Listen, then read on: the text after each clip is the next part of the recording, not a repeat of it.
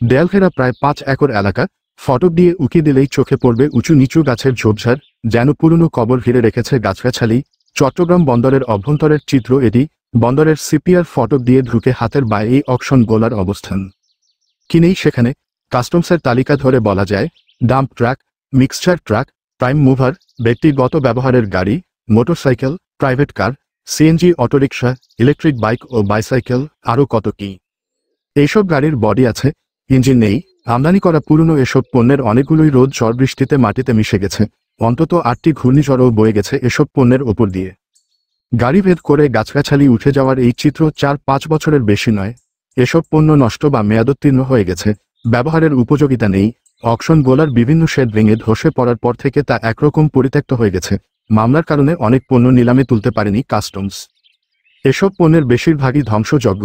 ট্রাকসহ বড় গাড়ির মতো পণ্য ধ্বংস করার মতো ব্যবস্থা না থাকায় এভাবে পড়ে আছে। চট্টগ্রাম বন্দরের এফ শেড দূর থেকে দেখলে মনে হয় যেন গাড়ির ডাম্পিং স্টেশন। আধুনিক কার শেড প্রস্তুত হওয়ার আগে বিদেশ থেকে আমদানি করা গাড়ির একটি অংশ রাখা হতো সেখানে। দীর্ঘদিন ধরে ছাড় না করায় শত কোটি টাকার গাড়ি এখনো পড়ে রয়েছে। বছরের পর বছর খোলা আকাশের নিচে পড়ে থাকায় অনেকটাই চলাচল অনুপযোগী হয়ে পড়েছে গাড়িগুলো। মূলত মামলা জটিলতায় বন্দরে নষ্ট হচ্ছে এসব গাড়ি। বন্দর ইয়ার্ডের মূল্যবান জায়গা দখল করে এসব গাড়ি পড়ে থাকায় বন্দরের আর্থিক ক্ষতি হচ্ছে। একইভাবে গাড়িগুলোর ব্যবহার না হওয়ায় সরকার হারাচ্ছে রাজস্ব। নিয়ম অনুযায়ী চট্টগ্রাম বন্দরে গাড়ি আসার 30 দিনের মধ্যে ডেলিভারি নেওয়া না হলে নিলামে বিক্রি করা যাবে।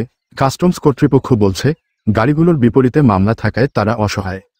আমদানি করা গাড়ির সঙ্গে ডকুমেন্টের মিল না থাকা, যত সিসির গাড়ি আনার কথা ছিল এর চেয়ে বেশি সিসির গাড়ি, 5 বছরের পুরনো গাড়ি আনা, উৎপাদনের তারিখ থেকে বন্দরে আসার তারিখ পর্যন্ত, কানেক্ট সুবিধায়, পর্যটক সুবিধায় আসাসহ নানা কারণে কাস্টমস থেকে ক্লিয়ারেন্স না পাওয়ায় গাড়িগুলো বন্দরের শেডেই পড়ে রয়েছে। সম্প্রতি বন্দরের ভেতরে গিয়ে দেখা যায় ইয়ার্ডের সাধারণ লেভেল থেকে একটু নিচু এলাকায় গাড়িগুলো রাখা হয়েছে। খালি চোখে ওপরের দিকে শুধু গাছগাছালি দেখা যায়। বর্তমানে বন্দরের ইয়ার্ডের বাইরে কার শেড ও ইয়ার্ডের ভেতরে আধুনিক কার শেড করলেও এই ডাম্পিংয়ে এখন আর গাড়ি রাখা হয় না।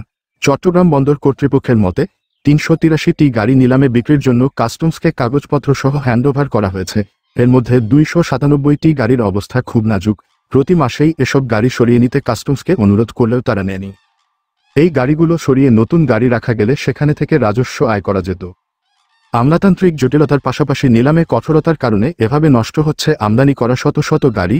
অথচ এসব গাড়ির আমদানি মূল্য বাবদ লাখ লাখ মার্কিন ডলার বহু আগে চলে গেছে বিদেশে। চট্টগ্রাম বন্দরের তথ্যানুযায়ী বর্তমানে বন্দরের বহুতল কার শেড, অকশন কার শেড এবং এফ শেডে 900 গাড়ি রয়েছে।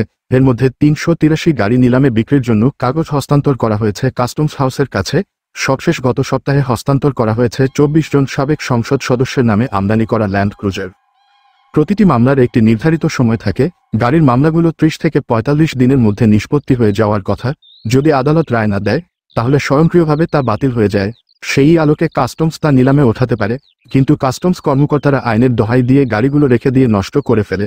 পরে আর এগুলো ব্যবহারও করা যায় না। সম্প্রতি এমন 75টি গাড়ি নিলামে বিক্রি না করে টুকরো টুকরো করে রাখা হয়েছে।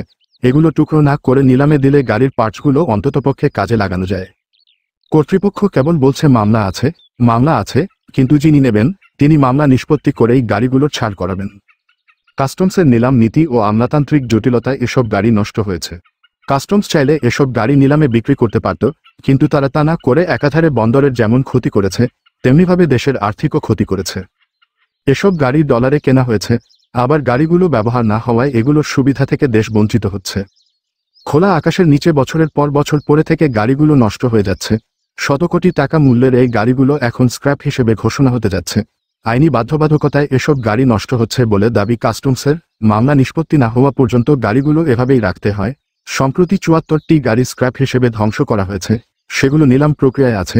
মামলা থাকলে কোনো পণ্যই নিলামেও নিতে পারা যায় না, আবার ধ্বংসও করা যায় না। নিলাম প্রক্রিয়া সম্পন্ন করতে হলে চট্টগ্রাম বন্দরের রিমুভাল লিস্ট প্রয়োজন হয় কাস্টম হাউজের। প্রতি মাসে রিমুভাল লিস্ট প্রদানের নিয়ম থাকলেও সময়মত তা করে না চট্টগ্রাম বন্দর কর্তৃপক্ষ।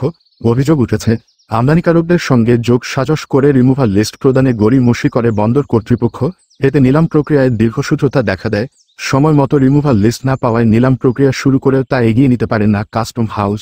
আবার দীর্ঘসূত্রতা শেষে নিলাম প্রক্রিয়া শুরু হলেও অনেক সময় আমদানিকারকরা মামলা ঠুকে দেন। এতেও বন্ধ হয়ে যায় নিলাম প্রক্রিয়া।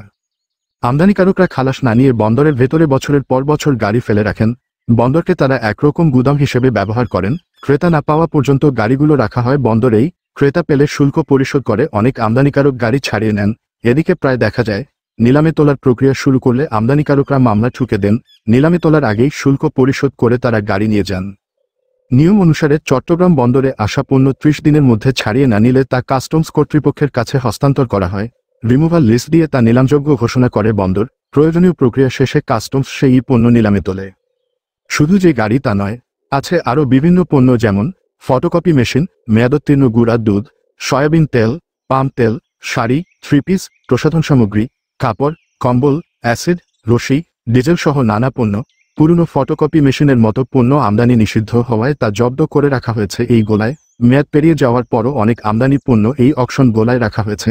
নানা কারণে কাস্টমস কর্তৃপক্ষ নিলামে তুলতে না পারায় রোদ বৃষ্টিতে নষ্ট হয়ে যাচ্ছে এই সব পণ্য।